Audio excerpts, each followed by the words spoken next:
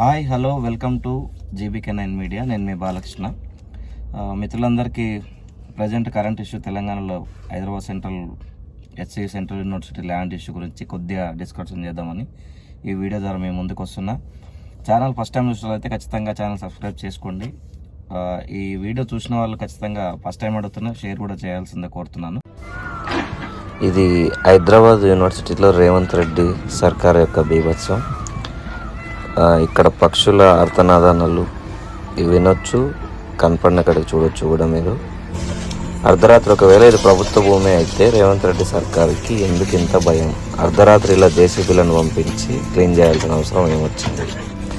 ఇదే యూనివర్సిటీలో చదువుకున్న ప్రస్తుత డిప్యూటీ సీఎం బట్టి విక్రమార్క గారు, ఐటీ మినిస్టర్ శ్రీధర్ బాబు గారు, మీరు నిజంగా తెలంగాణ హెచ్యూ యూనివర్సిటీలో చదువుకున్న దానికి మీకు కొంచెమైనా సిగ్గు అనేది ఉండాలి, లేదా కొంచెమైనా కనికరం అనేది ఉండాలి.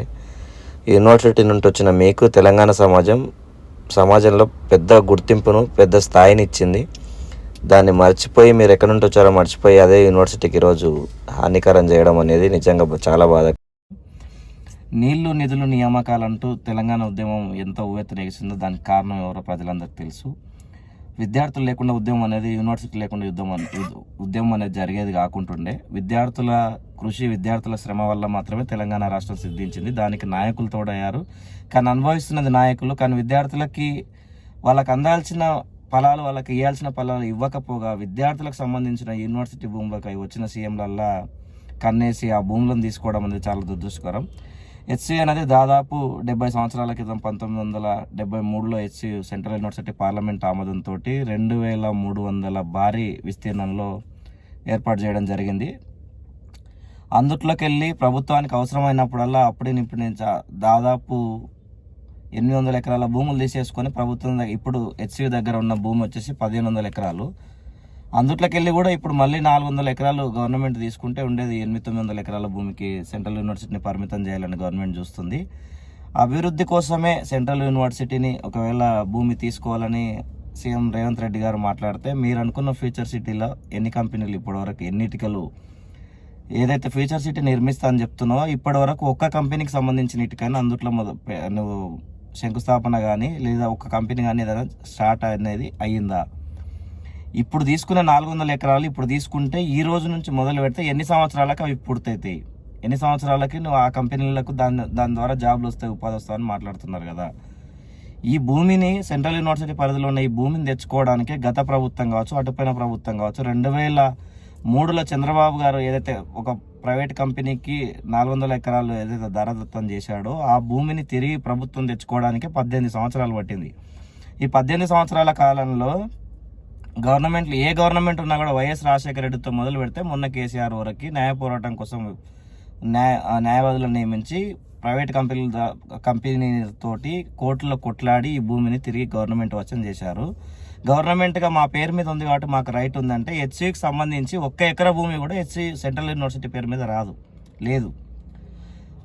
మధ్యలో నిజాయితీ గల ఛాన్సలర్లు వచ్చారు, మధ్యలో మంచోళ్ళు పనిచేశారు కాబట్టి కనీసం ఆ గోడన్న కట్టి హెచ్సీకి సంబంధించి ఇప్పుడు ఉన్న భూమి అన్న మంచి రక్షణగా ఉంది. దానిలో ఎన్నో రకాల వన్యప్రాణులు ఉన్నాయి, జింకలు ఉన్నాయి, నెమళ్ళు, దానిలో సరస్సులు ఉన్నాయి, కొలన్లు ఉన్నాయి. ఇప్పుడు ఈ మన దైనందిన కాలంలో ఒక 10 చెట్లు ఒక దగ్గర కనపడడం పెద్ద గగనం అవుతున్న సమయంలో హెచ్సీ కావచ్చు లేదా కేబీఆర్ పార్క్ కావచ్చు, ఇప్పుడు హైదరాబాద్కు హార్ట్ ఆఫ్ అంటే ఆక్సిజన్ అందించే అతిపెద్ద ప్లేస్లలో ఈ రెండు ఖచ్చితంగా ఉంటాయి. ఆ రోజు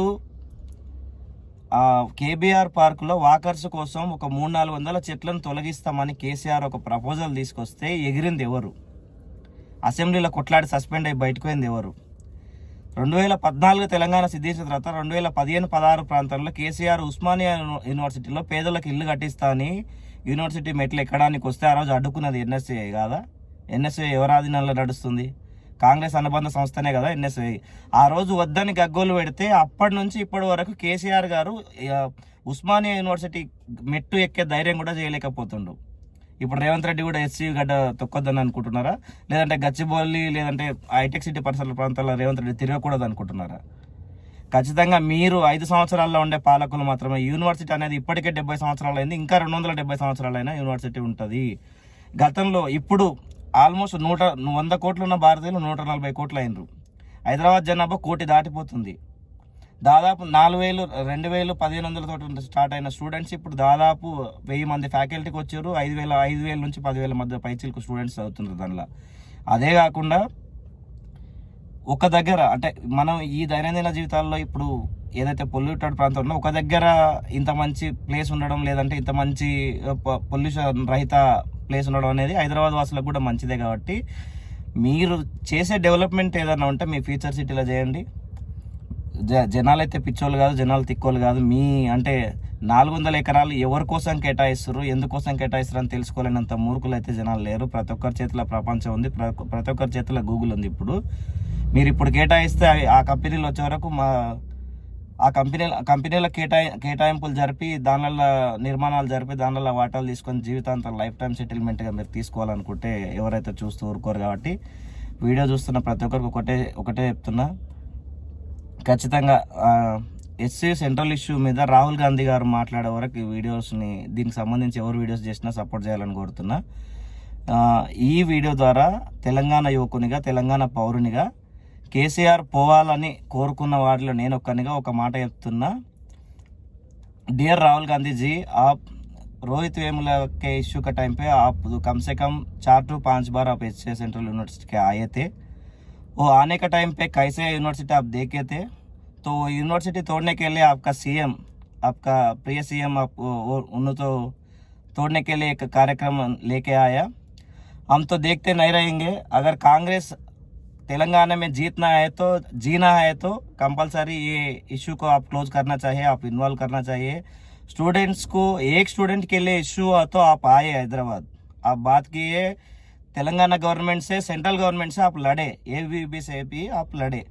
तो हमारे लिए अभी पूरा यूनिवर्सिटी पूरा लोगों के लिए अभी समस्या हो चुका है आपका सीएम का वजह से. तो आप कंपलसरी इधर आना है, आप बात करना है, ये इशू को आप क्लियर करना है.